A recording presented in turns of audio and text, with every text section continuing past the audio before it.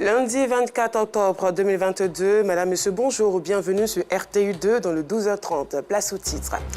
Découverte dans ce journal des chaussures de Daloa, ces sandales traditionnelles des groupes ethniques BT et Dida situés dans l'ouest de la Côte d'Ivoire. Et puis au Cameroun, les catholiques enlevés à Mamfé ont été libérés. C'est tout pour les titres. Daloa, ville située dans la région du Haut-Sassandra, à l'ouest de la Côte d'Ivoire. Cette ville est le principal site de fabrication des sandales traditionnelles des groupes ethniques BT et Dida, appelées les chaussures de Daloa. Ces sandales se vendent comme de petits pains et les clients viennent de partout pour se les procurer. Ces sandales, pour les avoir personnellement utilisées, sont idéales pour avoir les pieds qui respirent, le tout dans une allure traditionnelle chez nous en Côte d'Ivoire. Le dossier de l'A2, c'est Maïssa Gogay. Daloa, région du Haut-Sassandra, au centre-ouest de la Côte d'Ivoire. Féru d'objets artisanaux, Anderson se rend ce samedi dans un centre dédié à leur vente au quartier commerce. Parmi les articles qui lui sont présentés, son choix se porte sur des sandales communément appelées chaussures de Daloa. Il négocie le prix avec le marchand. Ça c'est de peau. Ça c'est vrai peau. Tu sais et puis toutes les peaux aussi, oui. Ça n'a jamais eu un pot noir, ni rouge, ni bleu. Tous les peaux viennent en blanc. En blanc, tout en blanc. Toutes les peaux en blanc. Son dernier? Ça dernier prix c'est 6 000, on fait ça ici. 6 000. Tu es sûr que ça va se décoller? Bon, je ne peux pas dire que ça va se décoller, rien qui ne va pas gâter, mais ça tire. Une fois satisfait, Anderson revient sur les raisons de son choix. Ce sont des chaussures que j'affectionne parce que quand vous prenez ces chaussures, l'intérieur n'a pas de soucis, ça ne glisse pas, c'est confortable en fait. Ben Kamal est lui venu échanger une paire de sandales masculines contre des sandales féminines. Il dit apprécier fortement les chaussures de Daloa. Comme je les connais très bien, à chaque fois quand je suis ici à Daloa, c'est si je prends les paires de chaussures. Donc je suis venu pour échanger les paires, voilà, plutôt prendre les paires de femmes quoi, au lieu des hommes. Oh, ben, je les aime parce que c'est vraiment pratique. Moi j'aime tout ce qui est artisanal, là, qui est fait de chez nous. Si Kamal affectionne les chaussures de Daloa pour leur confort, Damien, également mordu de ses sandales, les achète pour les offrir à ses proches. Je vais donner à des amis, à des proches. Et ce soir-là, je suis venu acheter pour ma tante qui est au niveau d'Abidjan. Il faut dire que c'est des chaussures, c'est simple, c'est bio, léger, il n'y a pas de blessure quand on porte. Comme j'ai l'habitude également d'acheter avec le vieux. Le vieux, comme on l'appelle ici au centre artisanal, se nomme Fousseini Sissé. Il tient son magasin depuis 1976. Des chaussures de Daloa, il en vend de différents genres et prix qui varient entre 2500 et 6000 francs CFA. Ça, c'est des chaussures de 2500, 2500. Ça, c'est pour les enfants. Il y a des petits, il y a des grands. Bon, ça, parce qu'il y a deux qualités. C'est le même prix, mais les motifs ne sont pas les mêmes. C'est le même prix.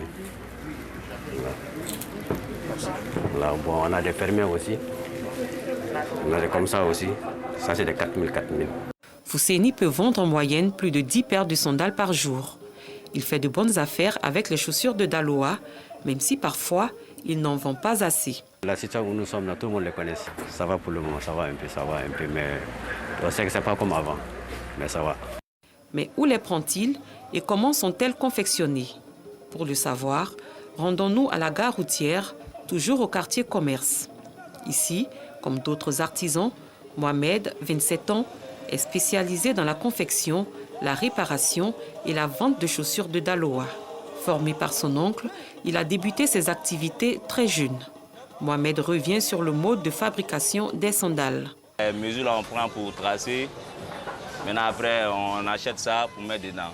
Après, on plie ça pour aller déposer ça chez le couturier et puis lui coudre. Maintenant, le reste, là, c'est nous-mêmes qui s'occupe de ça. Mohamed peut confectionner une dizaine de chaussures avec une seule feuille de cuir faite à partir de peaux d'animaux issus de pays voisins. C'est les peaux de cabri et puis mouton on prend pour fabriquer. Bon, au Burkina, on gagne ça. Hein. C'est là-bas qu'on fabrique ça. Pour la conception des motifs et des modèles, il fait appel à son esprit créatif. Bon, les modèles, là, bon, souvent, on crée aussi. Hein. On peut créer notre modèle, notre propre modèle. Voilà pour faire. Ce jour, Mohamed reçoit la visite d'Afoussiata, venus acheter des chaussures en gros. Pas diminuer. Moi, je revends. Je prends un prix d'en gros, je revends. Bon, ça dépend, c'est le nombre de paires. Je suis venu prendre ceci, prix d'en gros. Je lui ai dit, je vais revendre. Je lui ai dit, il n'a qu'à rester à 2 000. Il dit, ça ne peut pas. Que 3 000. On est en train de discuter. S'il peut revoir, moi je prends prix d'en gros puis je revends. Pour le moment, moi j'ai besoin de 40. Autre afficiata, la clientèle de Mohamed est diversifiée. Elle va même parfois au-delà des frontières ivoiriennes. Ça va partout, hein. Bon, les Européens aussi, souvent ils viennent pour acheter ça. Tout le monde paye, quoi. Tout le monde paye. Les Maliens, les Burkinabés, les Nigériens, tout le monde vient payer. Les chaussures de Daloa, spécialité des artisans de la cité des Antilopes, sont en réalité des sandales traditionnelles BT et Dida, groupe ethnique de l'ouest du pays. Leur fabrication se fait aujourd'hui aux alentours de Daloa et dans plusieurs autres villes de la Côte d'Ivoire. La Côte d'Ivoire et ses merveilles. En tout cas, merci Maïssa Kogaï pour ce reportage. En cette période de rentrée scolaire, les gares routières de la ville d'Abidjan observent une baisse drastique du nombre de la clientèle. Si certains évoquent la cherté des tickets de voyage, d'autres affirment que cette réduction du taux de voyage est due à la rude concurrence entre sociétés de transport. Ces baisses d'affluence impactent aussi bien les convoyeurs que les marchands qui exercent dans ces gares. Reportage. Dans cette gare routière située dans la commune de Yopougon, précisément au quartier Sable. En cette période de rentrée scolaire, les voyageurs se font assez rares. Selon des sources, les causes de cette baisse d'affluence s'expliquent par la concurrence accrue et la cherté de la vie. Aujourd'hui, le marché est vraiment... C'est dur, hein? C'est la situation même du pays, au fait. Voilà. Le fait que tout est cher. Donc aujourd'hui, les gens voient par nécessité, hein, pas pour se faire plaisir. Voilà. Presque tous les gars aujourd'hui, ils ont des véhicules ultra modernes. Donc ça fait qu'aujourd'hui, la clientèle est un peu diversifiée. Dans cette autre gare routière, toujours dans la commune de Yopougon, de rares voyageurs embarquent. Nous sommes obligés de voyager parce qu'on ne peut pas dire que nous c'est cher, on ne va pas voyager. Donc on leur demande simplement pardon de réduire, voilà, par rapport à... C'est qu'on voit quoi. Là, au moins, on peut se déplacer facilement. Sinon, c'est pas facile. Quand on dépasse la période des rentrées scolaires, la rentrée scolaire, c'est toujours comme ça. Il y a toujours une tendance la tendance est toujours à la baisse. Et quand on tire vers la fin d'année maintenant, là, ça remonte. La baisse de clientèle dans les gares routières n'impacte pas que les convoyeurs. Les commerçantes exerçant aux abords des gares routières broient aussi du noix. Le marché est cher. À l'air, là, il n'y a pas de clients. Tout est vide. On vient causer et puis on s'en va à la maison. Il n'y a pas l'argent. Les bagagistes ne sont pas épargnés. C'est un peu dur. Actuellement, il n'y a pas beaucoup de clients. Bon, on attend les décembre. Quand décembre arrive, peut-être il y a beaucoup de gens qui viennent pour un ticket. Ça a commencé à marcher fort maintenant. Sinon, là, c'est très dur, ça ne marche pas. Là. Les gares de la commune d'Adjamé font aussi face à cette baisse d'affluence de la clientèle. Une situation pénible. À preuve, cette commerçante qui a du mal à écouler sa marchandise. Avant, là, ici, là, ça marche bien. Et puis, fin du mois, quand les nouveaux billets, là, ça rentre comme ça. Maintenant, là, c'est calé. Ça ne sort pas. Et puis, marcher, là aussi, c'est lent. Pour les quelques clients qui voyagent, le discours est le même. Ceux qui voyagent actuellement, peut-être que c'est par nécessité. Ils ont des besoins, ils sont obligés de voyager. Sinon, l'augmentation du transport fait que d'autres même ne veulent même plus voyager. En attendant le mois de décembre, les gares doivent pour l'heure résister à cette baisse drastique du nombre de voyageurs. Dans la commune de Yopougon, les travaux d'agrandissement de l'axe Yopougon-Bagnon-Songon ne sont pas sans conséquences. Plusieurs commerçants du marché Bagnon se retrouvent aujourd'hui à exercer leur activité aux abords du tronçon en rénovation. Un endroit qui n'est pas sans risque pour leur santé vu qu'ils sont exposés à de la poussière due au passage de certains véhicules en plus de l'insalubrité manifeste qui règne sur cet espace. Edo Fofana. Commune de Yopougon, quartier Bagnon. C'est à un peu plus d'1 mètre sur cette voie où s'effectuent des travaux de réhabilitation que Clémentine exerce son commerce depuis maintenant 2 ans. Veuve et mère de 4 enfants, Clémentine a trouvé en ce lieu un point de chute depuis la perte de son magasin lors de la destruction du marché Bagnon. Le marché n'est pas grand.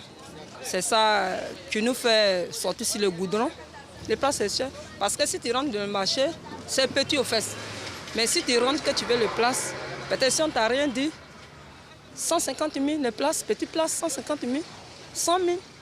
Mais si toi, tu n'arrives pas à avoir cet argent, tu es obligé de mettre sur le goudron. Quelqu'un comme moi, je paie le corps de mes enfants, je paie maison moi-même. Leur papa est décédé, je n'ai pas la solution. Je suis obligé de me chercher noir comme ça. Et puis bon, je vends. La destruction du marché Bagnon est relative à l'agrandissement du tronçon menant au quartier Songon, ce qui a occasionné un déplacement massif de plusieurs commerçants aux abords de l'axe Yopougon-Bagnon-Songon. Exposés à la poussière et entourés de déchets, les commerçants du nouveau marché Bagnon exercent leurs activités dans cet environnement insalubre. On cherche place, on dit non, si c'est la voie, on a qu'à quitter ici. Mais il n'y a pas de place. Je ne sais même pas où on va partir. Si je peux trouver une solution pour nous, non, ça vous vend seulement. Ça là, c'est maladie. La poussière, la pluie, les odeurs, tout ça là, c'est maladie. Nous-mêmes, on est au dehors là. C'est pas trop ça. Ceux qui sont dedans, ils ont déjà payé l'argent dont ils ont place. Mais nous qui sommes au dehors, c'est le problème de place qui fait qu'on est au dehors. En attendant, ces commerçants n'ont pas d'autre choix que de vendre aux abords de ce tronçon en pleine réhabilitation. Seule issue, en tout cas pour l'instant, selon eux, de se procurer de l'argent en vue de subvenir à leurs besoins quotidiens. Parlons éducation. À la faveur de la rentrée académique 2022-2023, plus de 500 écoliers et élèves issus des familles démunies de Grand Bassam ont reçu des kits scolaires. Une œuvre de bienfaisance organisée par l'association Solidarité Grand Bassam. Un reportage. Chaque année, la rentrée scolaire est une équation difficile à résoudre pour les parents d'élèves aux revenus modestes. J'apprécie ce geste qu'ils posent à travers les efforts et les efforts de nous. Nous les remercions beaucoup pour tout ce qu'ils font pour nous. Le week-end dernier, dans le sud Comoé, l'association Solidarité Grand Bassam, dirigée par Cissé Ibrahima, a fait parler son cœur. Elle a distribué plus de 500 kits scolaires aux élèves de cette localité. Je suis content pour recevoir ce cadeau pour partir à l'école. Je remercie l'association pour ce geste. Merci de nous avoir aidés par rapport à cette année, l'année scolaire. C'était important pour moi et mes collaborateurs d'apporter notre soutien. Et aussi, je dis un grand merci aux parrains de cette cérémonie, l'honorable Yansi Yacouba. Sans son appui, je pense que nous ne serons pas là ce soir. Le représentant du parrain, Yansi Yacouba, directeur général du port autonome d'Abidjan, s'est félicité de la tenue d'une telle cérémonie à caractère social avant de poursuivre en ces termes. C'est aussi la célébration de l'excellence, parce qu'il ne faut pas donner, parce qu'il faut donner. Il faut aussi après accompagner, il faut suivre, il faut qu'il y ait un appui, il faut qu'il y ait un suivi. Et dans ce genre d'action, nous mettons aussi en avant l'efficacité, nous mettons aussi en avant la collaboration entre tous les acteurs du système éducatif en appuyant, en accompagnant à travers aussi les infrastructures scolaires. Ce geste de générosité aidera surtout leurs élèves à réussir leur année académique 2022-2023. En sport, après Rome et Paris, c'est à Manchester, plus précisément, que s'est déroulé le 3e World Taekwondo Grand Prix de la saison. Au terme de cette rencontre, la Côte d'Ivoire, représentée par Cheikh Salah Cissé, champion olympique de Rio 2016, en plus 80 kg hommes, remporte la médaille de bronze. Enlevés les 16 septembre, 5 prêtres, une religieuse et 3 laïcs ont été enlevés à Mafté, dans le sud-ouest du Cameroun. Ils ont été libérés ce dimanche 23 octobre. Cette issue heureuse intervient quelques jours après la publication d'une vidéo dans laquelle ils demandaient aux autorités de l'Église de tout mettre en œuvre pour leur libération. Et voilà, c'est la fin de ce journal. Merci de l'avoir suivi.